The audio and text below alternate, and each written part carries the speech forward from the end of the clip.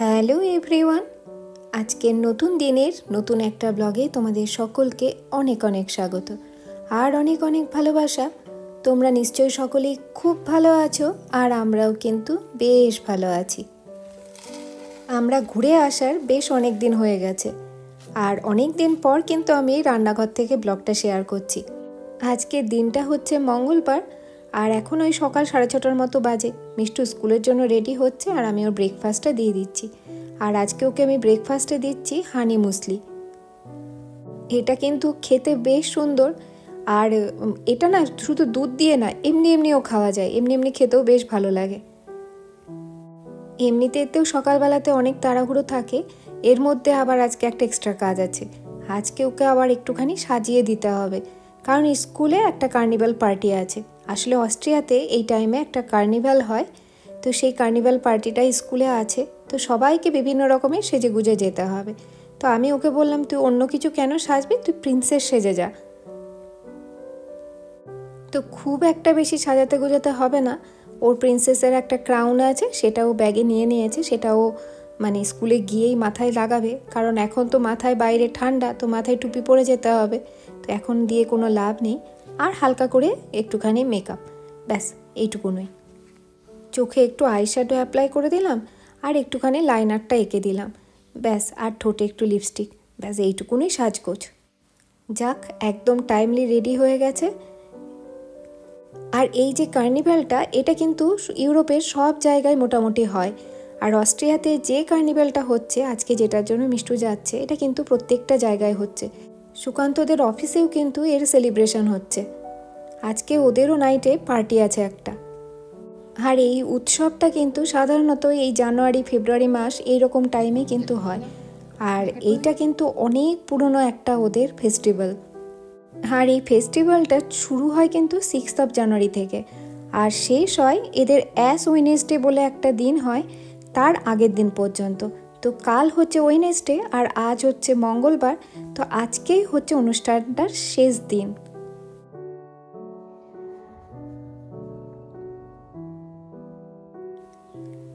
এই উৎসবটার আবার দুটো দিন কিন্তু মূল আকর্ষণ থাকে।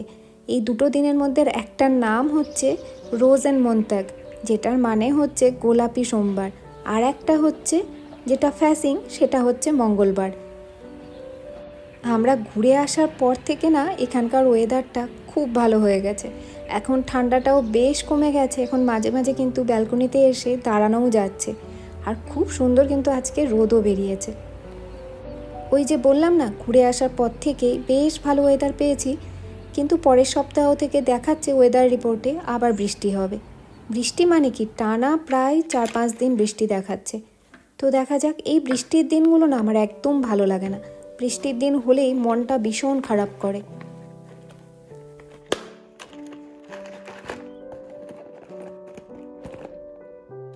আজকে রোদ একদম ডাইনিং টেবিল পর্যন্ত চলে এসেছে।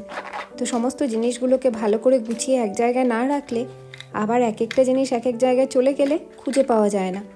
আর মিষ্টু তো আছেই, সমস্ত জিনিসগুলো কখনো কখনো এমন এমন জায়গায় রেখে দেয়, আমি তো প্রায় দিন খুঁজেই পাই না। তারপরে মিষ্টুকে জিজ্ঞেস করলে ও বলে যে এটা ওখানে আছে।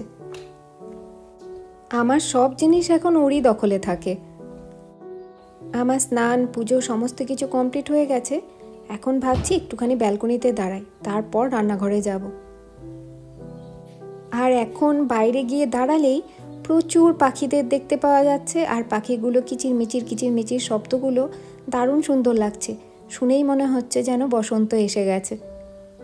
ওদের এই ফেস্টিভ্যালটাও কিন্তু হয় শীতকে বিদায় জানিয়ে বসন্তকে আগমন জানানোর জন্যই।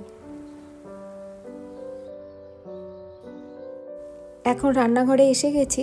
বেশ অনেকক্ষণ বারান্দায় দাঁড়িয়ে থেকে না খুব ভালো লাগছিল, বেশ ঠান্ডা ঠান্ডা একটা হাওয়া। আর এখন না বেশ ঠান্ডাটাও সহ্য করা যাচ্ছে। আমরা যখন এখানে এসেছিলাম এইরকমই কিন্তু অনেকটা ওয়েদার ছিল, আমাদেরও দেখতে দেখতে প্রায় 1 বছর হতে চলল। আজকে ভাবছি পালং শাকের একটা তরকারি বানাবো, মিষ্টি কুমড়ো আর হচ্ছে বেগুন দিয়ে একটা তরকারি। এটার মধ্যে কিন্তু বড়ি দিলে খুব ভালো লাগে। আর এই দেখো, এটা হচ্ছে এখানকার মিষ্টি কুমড়ো। দেখে ঠিক তোমাদের কি মনে হচ্ছে?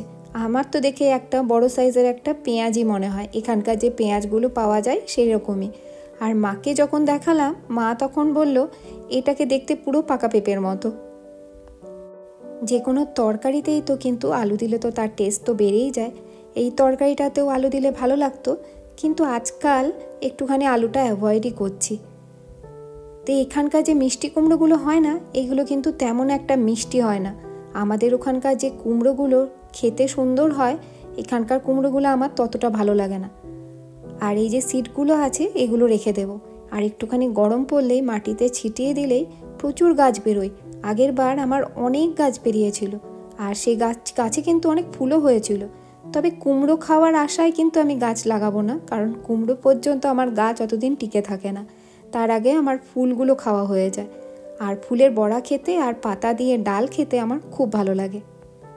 তবে একটা জিনিস ভালো, আমাদের ওখানকার কুমড়োগুলো কিন্তু খুব শক্ত হয়, এখানকার কুমড়োগুলো কিন্তু তেমন একটা শক্ত হয় না, একটু বেশ নরম নরমই। তাই কুমড়োগুলো কাটতে এতটাও কষ্ট হয় না।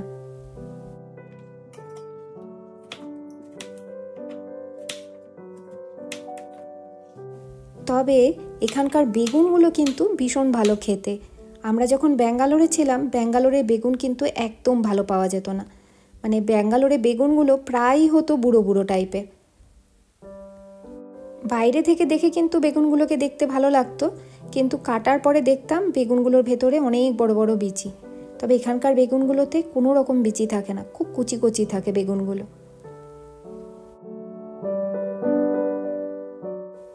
এইগুলোকে এখন তুলে রাখি, তারপর একটা ভাজা কাটবো। ভাজা ছাড়া তো নিরামিষের দিন হয় না, তো ডাল আর একটু ভাজা আর এই শাকের তরকারিটা করব। আর রাত্রিবেলায় একটা কিছু করে নেব। এখানে যে অনেক ধরনের ভেজিটেবল পাওয়া যায় তা না, কিন্তু যে ভেজিটেবলগুলো পাওয়া যায় সেগুলো মোটামুটি ভালোই হয়। আর আজকে ভাজার জন্য কেটে নেব জুকিনি। এখন আমাদের নতুন একটা ভেজিটেবল অ্যাড হয়েছে, সেটা হচ্ছে জুকিনি। এই জুকিনি ফ্রাইগুলো খেতে কিন্তু খুব ভালো লাগে। আর এই জুকিনিগুলোকে দেখতে তো একদম শশার মতো।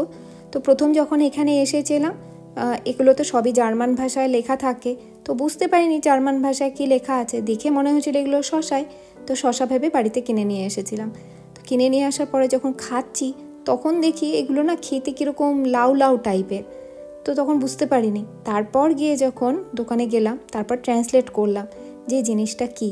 তারপরে দেখলাম যে আচ্ছা, এটা হচ্ছে একটা জুকিনি।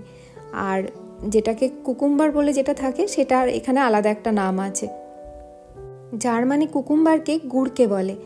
আর এখন কিন্তু আমরা জুকিনি বলো বা যে কোনো জিনিসই ভেজিটেবল আনার আগে ট্রান্সলেট করে তারপরে দেখি, তারপরে আনি। তবে এই জুকিনিগুলো একবার আমি লাউয়ের তরকারি মতো করে রান্না করেছিলাম, সেটা কিন্তু খেতে বেশ ভালো হয়েছিল। আর এখন এটাকে ভাজা করি, ভাজাটা তো এখন সবার বিশাল ফেভারিট হয়ে গেছে। আর এই ভাজাটা খেতে অনেকটা বেগুন ভাজার মতো লাগে। এই জার্মান ল্যাঙ্গুয়েজে যে উচ্চারণগুলো হয় সেগুলো কিন্তু ভীষণ টাফ। এগুলোর প্রোনাউন্সিয়েশন এত কঠিন, এখানে যে রাস্তাগুলোর স্ট্র্যাসেগুলোর নাম থাকে সেগুলো উচ্চারণ করতেই আমাদের পুরো কালঘাম ছুটে যায়। আমাদের ওখানে যে স্ট্রিট নামগুলো থাকে, এখানেই ওগুলোকে স্ট্র্যাসে বলে। এবার একটুখানি কড়াইতে তেল দিয়ে এর মধ্যে একটুখানি শুকনো লঙ্কা আর দেবো একটুখানি পাঁচ ফোড়ন। এই দুটোকে ফোড়ন দিয়ে শাকটা আগে রান্না করে নিই, তারপর বাকি রান্নাগুলো করব। আর ওদিকে ভাতটাও বসিয়ে দিয়েছি। আর সকালবেলাতেই না আমি ডালটা সিদ্ধ করে রেখেছিলাম, তো ডালটা করতে আর বেশি টাইম লাগবে না। আর যেহেতু আজকে অন্য দিন কি হয়, মিষ্টু আসতে একটু দেরি হয়, মঙ্গলবারে ওর অনেকগুলো ক্লাস থাকে। আর আজকে যেহেতু স্কুল নেই, সেজন্য তাড়াতাড়ি চলে আসবে। আজকে তো বাড়ির থেকে মিষ্টু কিছু স্ন্যাক্স নিয়ে গেছে, মানে যেগুলো ফ্রেন্ডদের সাথে শেয়ার করে খেতে পারবে এরকম ধরনের। তাছাড়া স্কুলেও কিছু খাবার দাবারের আয়োজন করেছে। ওদের যে এই যে ফাসিং যে উৎসবটা, সেই উৎসবে আবার কিছু খাবার আর কিছু কিন্তু মিষ্টি খাবার ভীষণভাবে জনপ্রিয়।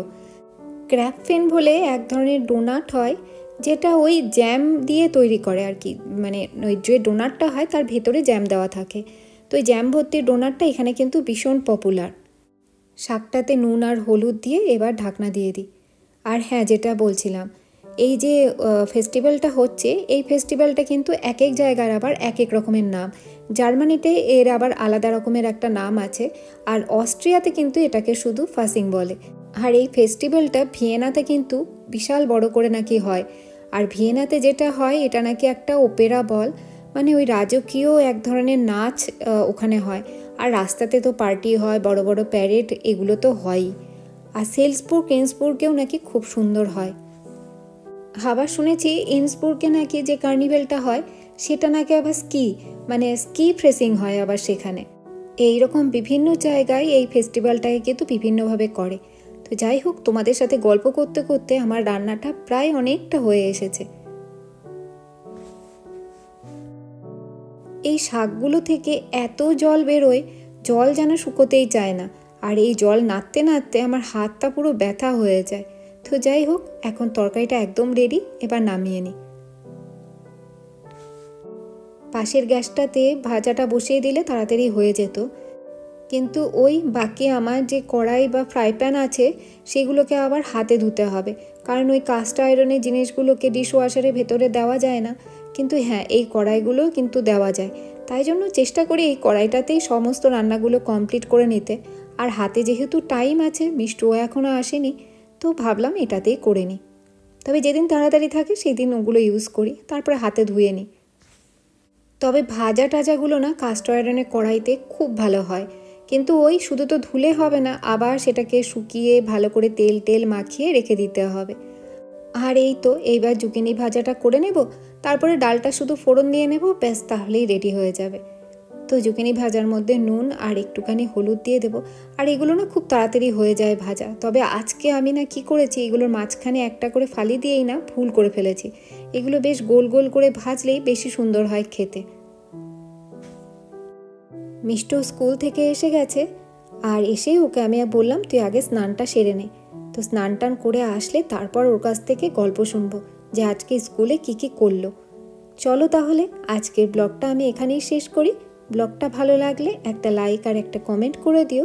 দেখা হবে নতুন একটা ব্লগে। ততক্ষণের জন্য বাই বাই।